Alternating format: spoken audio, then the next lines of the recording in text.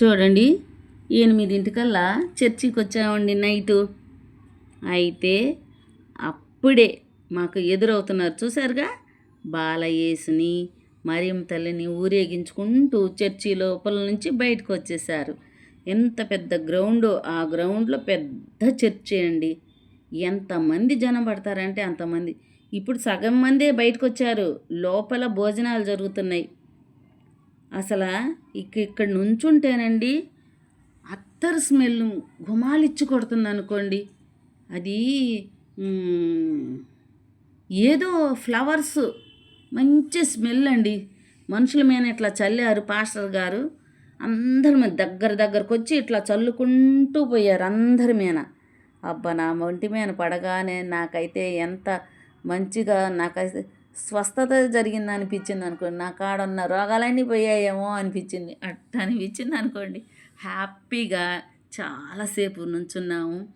ఆయన ఒక పాస్టర్ గారేమో జపాలు చెప్పుతూ పరలోక ప్రార్థన చేయటం, మళ్ళీ జపాలు చెప్పటం, మళ్ళీ పరలోక ప్రార్థన చేయడం, అలా చేస్తూ సెంటులు చల్లుకుంటూ నుంచుంటే రోడ్డు మీద వెళ్ళేవాళ్ళు కూడా గబగబా స్కూటీ మీద నుంచి దిగి వచ్చి నుంచొని ముసిగేసుకొని ఆయన వాక్యం వింటున్నారండి.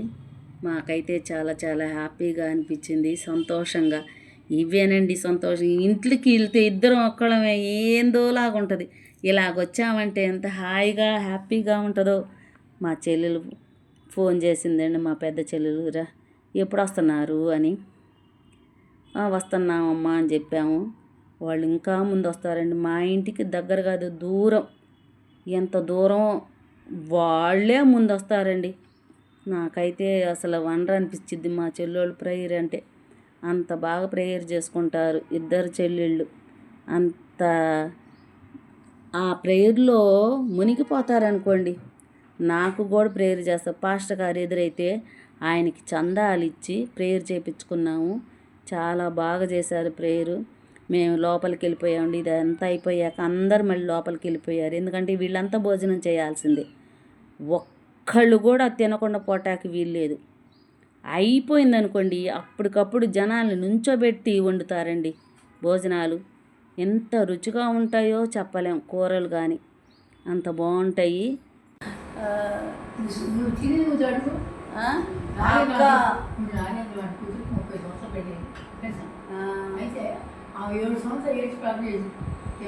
నేను సన్నిధిలో పోతే ఏడిపోతుంది అక్క వాడి గురించి.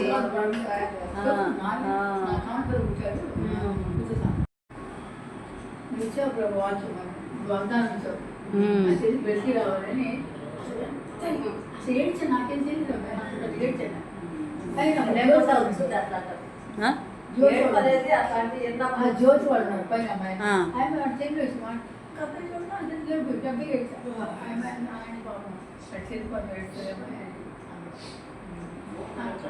అని వాక్యం వచ్చి నీకు అదే చెప్పాడు. ప్రభు నువ్వు ఇచ్చే వాగ్దానం కలిసి రావాలి. చక్కగా వచ్చింది.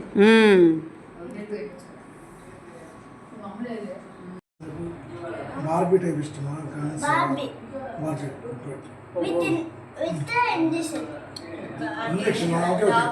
Barbie set. Barbie daughter. అది నాకు ఇష్టంగా చేస్తాను.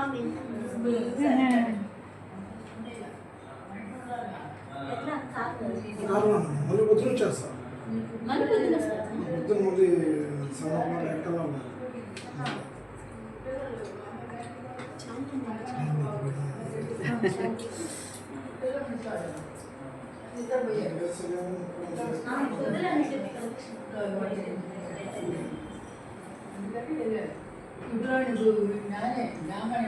ఇప్పుడు